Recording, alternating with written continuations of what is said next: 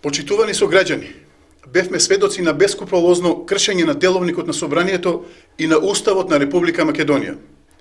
Почитувани господа од СДС и ДУИ, за ова ќе одговарате. ВМРО ДПМН како зрела и демократска партија ги искористи сите можни демократски инструменти за да спречи донесување на закон кој не е во согласност со Уставот на Република Македонија и не е во духот на меѓуетничките односи. Лицето Зоран Заев пред изборите ветуваше дебата за сите прашања, но со заобиколување на амандманите кои ги поднесе ВМРО ДПМН за неуставниот закон за јазици, бевме сведоци дека нема ниту Д од дебата. Во овие 10 месеци ги видовме големите резултати во економијата и во сите други сектори и сега наред дојде законот за јазици, кој нема да им донесе подобар и поквалитетен живот ниту на албанците, ниту на нас македонците.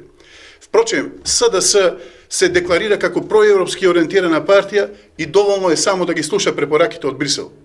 Но представниците на Европската унија од Брисел во неколку наврати нагласија дека овој закон не е приоритет на Европската унија и дека е погрешен потек од составање на европското знаменце на самиот закон. Меѓуетничките односи се градат врз основа на принципот на взаимна доверба, а не врз основа на принципот на мајоризација на малцинството врз мнозинството. Очигледно е дека Зоран Заев и СДС како политичка партија имаат големи концесии кон лидерот на ДУИ и сакаат по секоја цена македонските граѓани да ја платат таа цена. Борбата на шарените револуционери и на членовите на СДС беше против наводниот режим и диктатура. Го повикува нашиот пратеник од Кавадарци Бетијане Китев да се одважи, да излезе пред гавдаречката јавност и да им објасни на кавадарчани зошто гласаше за неуставниот закон за јазици. 11 години се борија против наводниот режим и за наводна демократија, а во ова нивната демократија се затворија во своите домови чувани од полицајци. Од што се плашат партениците на СДС? Од кого ги чуваат полицајците? Со овој гест самите потврдуваат дека сториле погрешен чекор.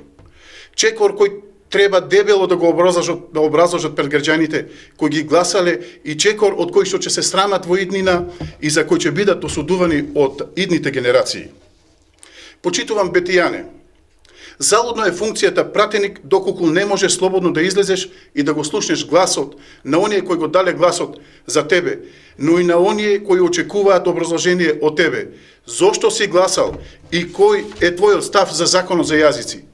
Кавадарчани заслужуваат барем да им се објасни зошто нивните деца ќе учат на албански во Кавадарци.